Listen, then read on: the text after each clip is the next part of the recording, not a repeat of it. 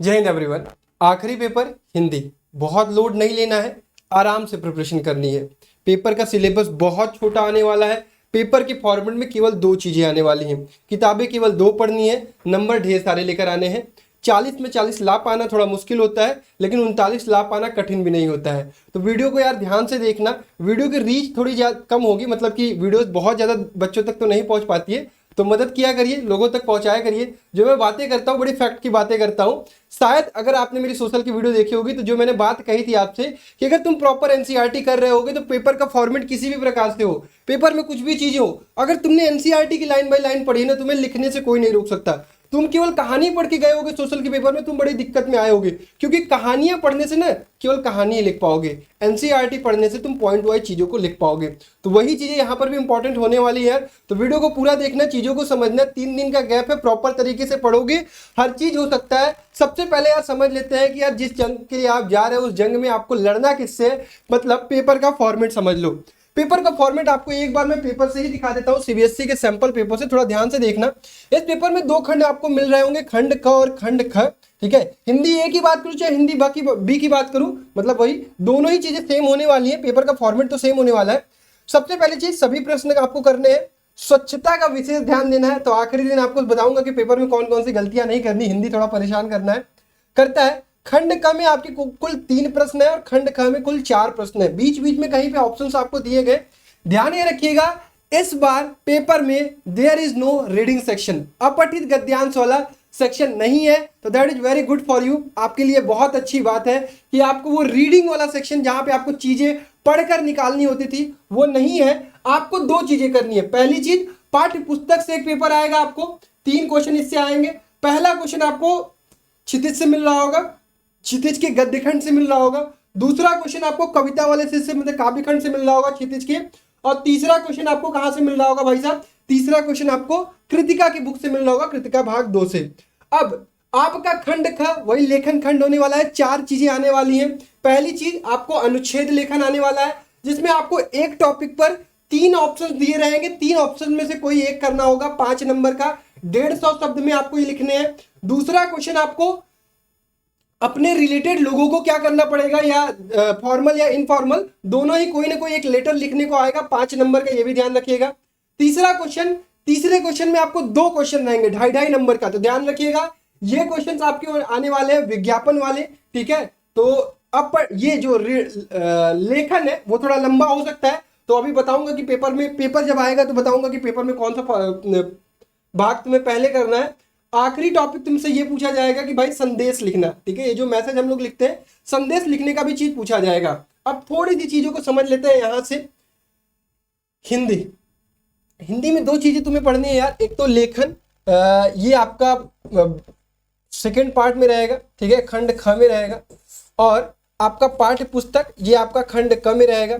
अब पेपर में डिपेंड करता है यार कि पेपर में तुम्हें कैसे करना है, वो तो मैं आखिरी दिन बताऊंगा, लेकिन अभी भी थोड़ी सी बातें बता दे रहा हूँ। हमें सबसे पहला फोकस हमें लेखन पे करना है, क्योंकि हमें इनोवेटिव आइडियाज चाहिए। और इनोवेटिव आइडियाज हमें कहाँ से आएंगे यार, जब तक हम चीज़ों को एकदम फ्रेश माइंड से करें ना। अगर हम फ्रेश माइंड से चीज़ों को करते हैं तो हमारे आइडियाज थोड़े अच्छे आते हैं। ये तो चीज़ें तुम प्रॉपर पढ़ के ही जाओगे, क्षितिज की किताब, कृतिका की किताब प्रॉपर तरीके से पढ़ना है। अब इसी गैप में चीज़ें कैसे करनी है उसको समझने के लिए यहाँ पर मैंने फॉर्मेट लिख दिया है कि आपका खंड का जो पाठ्य पुस्तक है, क्षितिज का गद्य से 2 नंबर के 4 क्वेश्चन आने वाले हैं, काव्य खंड से 2 नंबर के 3 क्वेश्चन आने वाले हैं। यहाँ पर आपके पास ऑप्शन भी होगा एक क्वेश्चन में, यहाँ पे 3 गुणे 2, यहाँ पे आपके 3 नंबर के 2 क्वेश्चन आने वाले हैं।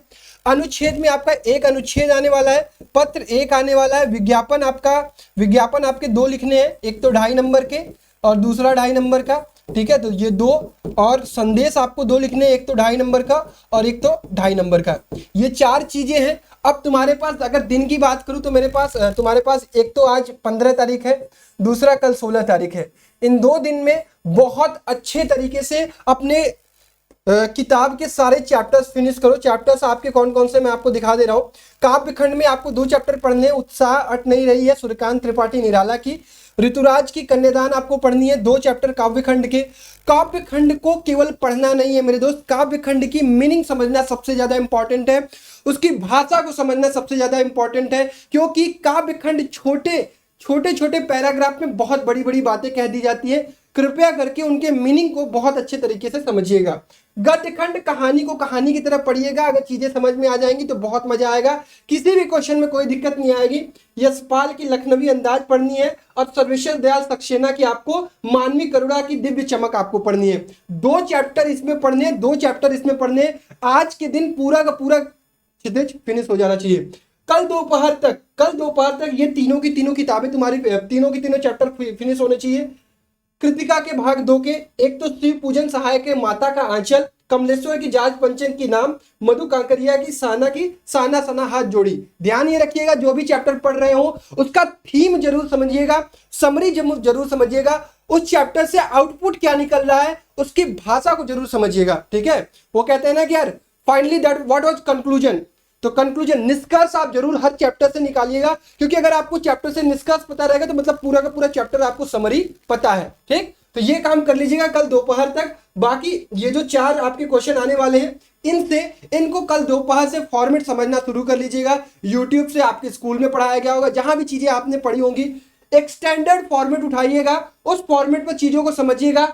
4-5 अनुच्छेद लिखने का खुद से कोशिश करिएगा, 4-5 पत्र लिखने की कोशिश करिएगा, 4-5 विज्ञापन बनाने की कोशिश करिएगा, 4-5 संदेश लिखने की कोशिश करिएगा। 17 तारीख तक क्लियर है। 18 तारीख को आपका पेपर होने वाला है। 17 तारीख को शाम को एक बार फिर से हम रिवीजन कर रहे होंगे सारी की सारी चीजों का, चाहे आपका गद्य खंड हो, चाहे पद्य खंड हो, काव्य खंड हो, चाहे आपका कृतिका हो, सारी चीजों को एक बार फिर से रीड आउट करिएगा, सारे फॉर्मेट को एक बार देखिएगा।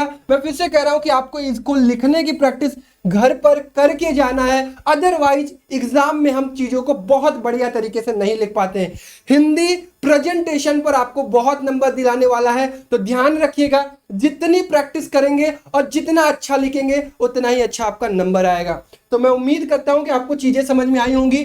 15-16 की दोपहर तक आपको ये फिनिश कर देना है, ये वाला पार्ट, और 17 को पूरा दिन भर, और 16 की शाम और 17 की मॉर्निंग दोपहर तक इसको फिनिश कर देना है, आफ्टरनून तक, दोपहर तक। 17 की शाम एक बार आप क्या करिएगा, एक सैंपल पेपर जरूर ट्राई कर लीजिएगा कि किस प्रकार से पेपर आने वाला है। फॉर्मेट आपको दिखाई दिया है मैंने, इसी प्रकार से पेपर आने वाला है और इस प्रकार से आपको प्रिपरेशन करनी है। मैं उम्मीद करता हूं कि आप मेरी हर एक बात को ध्यान दिए होंगे। जो कि बात मैंने कही कि काव्य खंड में आपको चीजों को मतलब बहुत बढ़िया समझना है, अर्थ बहुत अच्छे तरीके से समझना है।